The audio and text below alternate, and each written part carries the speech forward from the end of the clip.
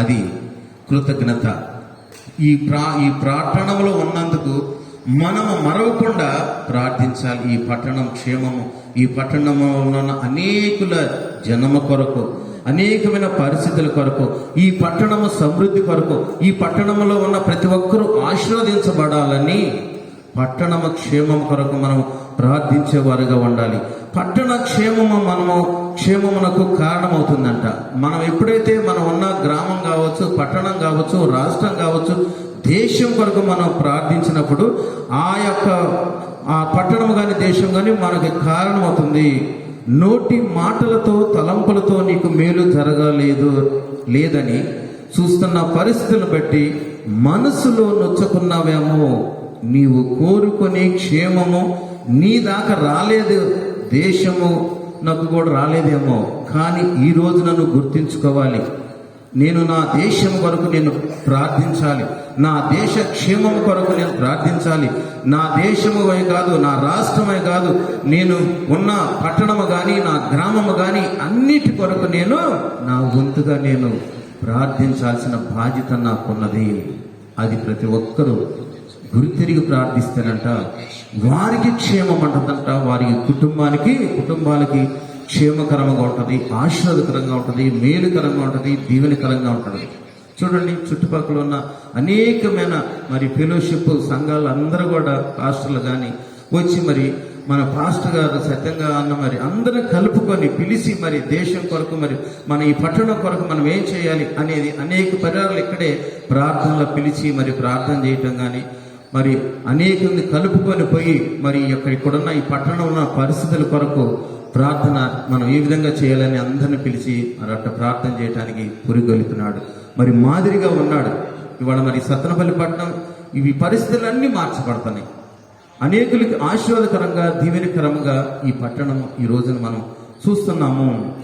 అలాగనే మనం చూసినట్టుగైతే యోహాను రాసిన పత్రిక 14వ అధ్యాయం 14వ వచనంలో, యోహాను రాసిన పత్రిక 14వ అధ్యాయం 14వ వచనం,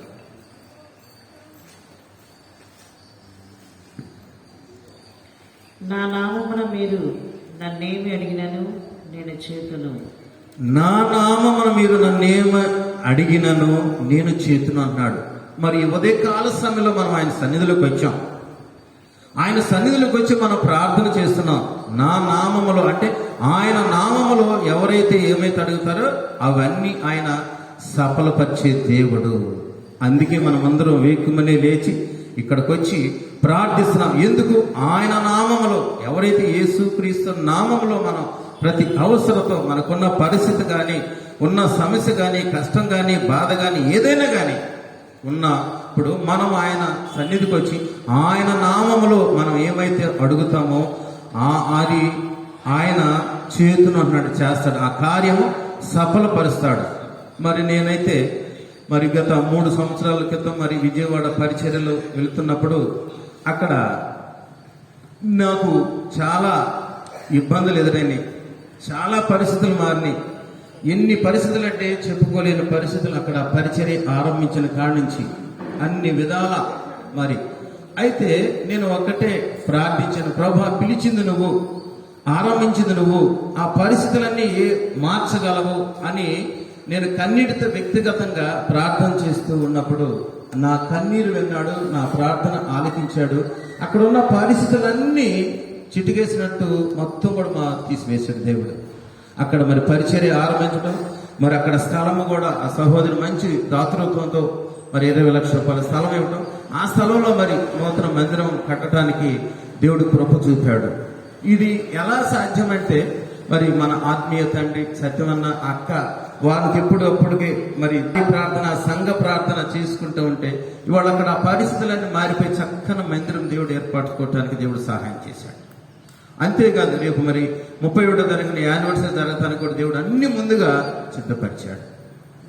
దీనికి ఎలా అంటే మన వంతుగా మనం ప్రార్థించాలి. మనం ఏం చేయలేం, మన వల్ల కాదు. దేవుడికి సమస్తం తెలుసు, ఆయన ఎరిగి ఉన్న దేవుడు. ఆయన్ని ఆధారం చేసుకొని ప్రభా పని నీది, మేము నీకు చెందిన వారు, నీ పని మీరు జరిగిస్తావు అని ప్రార్థించేటప్పుడు దేవుడు దయ చూపినాడు. సమస్తమును కూడా ఆ మందిరం కావాల్సిన సమస్తం కూడా దేవుడు మరి ఆ పనులన్నింటిలో ముగించడానికి దేవుడు సహాయం చేసి ఇది ఎలా సాధ్యమంటే ఆయన నామములో దేవుని సన్నిధికి వచ్చి ఆయన నామములో ఎవరైతే ప్రార్థిస్తారో ఆ ప్రార్థనకి ప్రత్యుత్తరాలు ఇవన్నీ దేవుడు ఆ విధంగా సహాయం చేస్తూ ఉంటాడు. మరి అలాగనే మనం బైబిల్లో ఇంకా మనం చూసినట్టుగైతే దేశం కొరకు ప్రార్థన చేసిన వాళ్ళు నెహెమ్యాను చూస్తాం. నెహెమ్యా గ్రంథము 1వ అధ్యాయము 2వ వచనంలో మనం చూసినట్టుగైతే, నా సహోదరులలో హనానీ అను ఒకడును యూదులలో కొందరును వచ్చిరి. చెరపట్టబడిన శేషంలో తప్పించుకున్న యూదులను గుర్చియు యెరూషలేమును గుర్చియు నేను వారిని అడుగగా, వారు చెరపట్టబడిన వారిలో శేషించిన వారు ఆ దేశంలో బహుగా శ్రమను నిందను పొందుచున్నారు. మరియు యెరూషలేము యొక్క ప్రాకారము పడద్రోయబడినది, దాని గుమ్మములు అగ్నిచేత కాల్చబడినవని నాతో చెప్పిరి. ఈ మాటలు వినినప్పుడు నేను కూర్చుండి ఏడ్చి కొన్ని దినములు దుఃఖముతో ఉపవాసం ఉండి ఆకాశమందలి దేవుని ఎదుట విజ్ఞాపన చేసి తిని, ఎట్లనగా, ఆకాశమందున్న దేవా యెహోవా, భయంకరుడైన గొప్ప దేవా, నిన్ను ప్రేమించి నీ ఆజ్ఞలను అనుసరించి నడుచువారిని కటాక్షించి వారితో నిబంధనను స్థిరపరచువాడా, నీ చెవియొగ్గి నీ నేత్రమును తెరచి నీ సన్నిధిని దివారాత్రము నీ దాసులైన ఇశ్రాయేలు పక్షముగా నేను చేయు ప్రార్థన అంగీకరించుము. నీకు విరోధముగా పాపము చేసిన ఇశ్రాయేలు కుమారుల దోషమును నేను ఒప్పుకొనుచున్నాను. నేనును నా తండ్రి ఇంటి వారును పాపము చేసి ఉన్నాము. నీ ఎదుట బహు అసహ్యముగా ప్రవర్తించితిమి. నీ సేవకుడైన మోషే చేత నీవు నిర్ణయించిన ఆజ్ఞలనైనను కట్టడలనైనను విధులనైనను మేము గైకొనకపోతిమి. నీ సేవకుడైన మోషేతో నీవు సెలవిచ్చిన మాటను జ్ఞాపకము తెచ్చుకొనుము. అదేదనగా, మీరు అపరాధము చేసిన ఎడల జనుల్లోనికి మిమ్మల్ని చెదరగొట్టుదును. అయితే మీరు నా వైపు తిరిగి నా ఆజ్ఞలను అనుసరించి నడిచిన ఎడల భూదిగంతముల వరకును మీరు తోలివేయబడినను అక్కడ నుండి సహా మిమ్మల్ని కూర్చి నా నామం ఉంచుటకు నేను ఏర్పరచుకొనిన స్థలమునకు మిమ్మల్ని రప్పించుదరని నీవు సెలవిచ్చితివి గదా. చిత్తగించుము. నీవు నీ మహాప్రభావమును చూపి నీ బాహుబలము చేత విడిపించిన నీ దాసులకు నీ జనులు వీరే. యెహోవా, చెవియొగ్గి నీ దాసుడనైన నా మొరను నీ నామమును భయభక్తులతో ఘనపరచుటయందు ఆనందించి నీ దాసుల మొరను ఆలకించి. ఇక్కడ మనం చూసినట్టుగైతే ప్రవక్త అయిన నెహెమ్యా ప్రార్థిస్తున్నాడు. ఏమని ప్రార్థిస్తున్నాడు? యెరూషలేము గురించి నెహెమ్యా అడిగి తెలుసుకున్నాడట.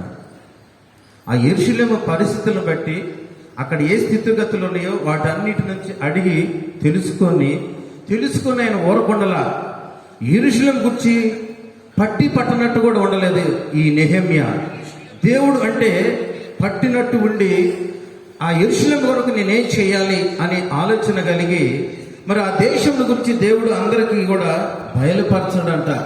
ఒక్కొక్కళ్ళ దేవుడు అందరికీ కూడా ఆ దేశం గురించి కూడా అందరికి బయలుపరచడం, తెలియపరచడం. ఎందుకంటే హృదయాంతరంగా ఎరిగిన దేవుడు, మరి మనసు ఎరిగిన దేవుడు కాబట్టి ఎవరు నిజంగా యథార్థంగా సత్యంగా బాధ్యత కలిగి ప్రార్థిస్తారనేది ఆ ప్రార్థనా పరుణ్ణి ఎన్నుకొని ఈ నెహెమ్యాని ఎన్నుకొని అంటున్నాడు, దేశం యొక్క క్షేమము కొరకు నీ హృదయంలో ఆశ ఉన్నదో లేదో మనం చూడాలంట. మనము కూడా మనం ఈ దేశంలో పుట్టినందుకు, ఈ రాష్ట్రంలో పుట్టినందుకు, మరి ఈ యొక్క పట్టణం, ఈ గ్రామంలో మనం పుట్టినందుకు కూడా మన వంతుగా మనకు కూడా ఆశ ఉన్నదో లేదని చూడాలంట. మరి అయితే ఆశ నెహెమ్యాకు ఉంది కాబట్టి అడిగి తెలుసుకున్నాడు. ఆ ఆశ నెహెమ్యాలో ఉన్నది కాబట్టి ఆ యొక్క దేశం యెరూషలేము యొక్క క్షేమము అడిగి తెలుసుకున్నాడు.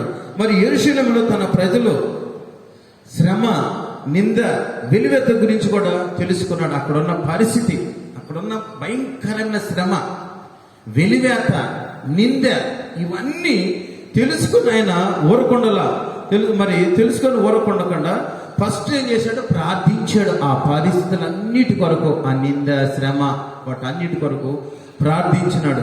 పట్టణ ప్రాకారం నిర్మాణం కొరకు ప్రార్థించాడు. తర్వాత ఆ శ్రమ నుంచి, నింద, అవమానం కాకుండా తిరిగి మరలా ఆ పట్టణంలో మరి మరలా అవన్నీ కట్టబడటానికంటే ప్రాకారం కొరకు నిర్మాణం కొరకు తన వంతు ప్రార్థన చేశాడు.